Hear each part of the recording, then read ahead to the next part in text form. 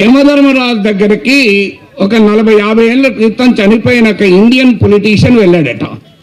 వెళితే యమధర్మరాజు బయటికి వచ్చి పూలదండ వేసి స్వర్గానికి తీసుకెళ్లి ఇంద్రుడికి పరిచయం చేసి, భూమిపైన ఒక గొప్ప దేశం ఉంది భారతదేశం, ఆ దేశంలో ఒక గొప్ప రాజకీయ నాయకుడు అని చెప్పి స్వర్గంలో అప్పచెప్పొస్తాడట.